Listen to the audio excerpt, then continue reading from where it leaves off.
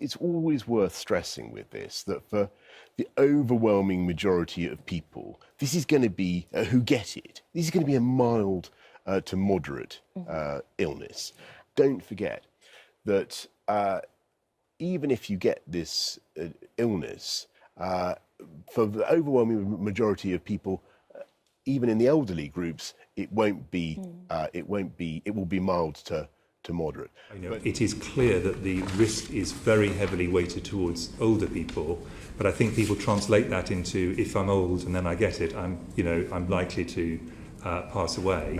Actually, the great majority of people will survive this, even if they're in their 80s. Then, for people who have mild disease, which is the great majority of people, to be clear, most people have a mild or moderate infection. Some of them have something which they hardly notice at all.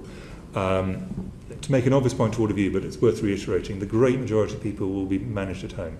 Great majority. They'll be fine. Even in the most vulnerable, oldest groups, in a very stressed health service, which Hubei was at the point when most of the data come out of, the great majority of people who caught this virus, and not everybody will, survived it. Great majority. It's easy to get a perception that if you're older and you get this virus, then you're a goner. Absolutely not. The great majority of people will recover from this virus, even if they're in their 80s. The great majority of people who have this infection will actually have a mild or moderate infection that will be managed at home and indeed will not need any testing. I also want, at this stage, to speak directly to older people, because this disease is particularly dangerous for you, for older people, even though the vast majority of older people will experience a mild to moderate illness. Also, because most people, the vast majority of people, get a mild illness. For most people, it's a mild disease. The great majority of people who get this virus, irrespective of age, will recover from it, and most of those will have a mild or moderate illness, not requiring any hospitalisation. Very important to make that point first off, because I think that is a key point for people to remember. Now, at an individual level, the chance of anybody watching this dying of coronavirus are actually low. Over the whole epidemic, even if we have no vaccine, a high proportion of people will not get this. Of those who do get it, a significant proportion, the exact number is not yet clear, but it's certainly a significant proportion, have no symptoms at all. They get it without even realizing it. Of those who do get symptoms, the great majority, probably around 80%, depends on a number of factors we'll go on to, have a mild or moderate disease, which is sufficient that they would want to go to bed and feel unwell in some cases. Some cases they can actually just carry on doing their ordinary activity, although we ask them not to, but they don't actually need to go to the doctor or medical services, and they make a full recovery. A minority have to go to hospital, but most of these actually, the principal thing they need is oxygen, and the great majority of those will go on just to survive.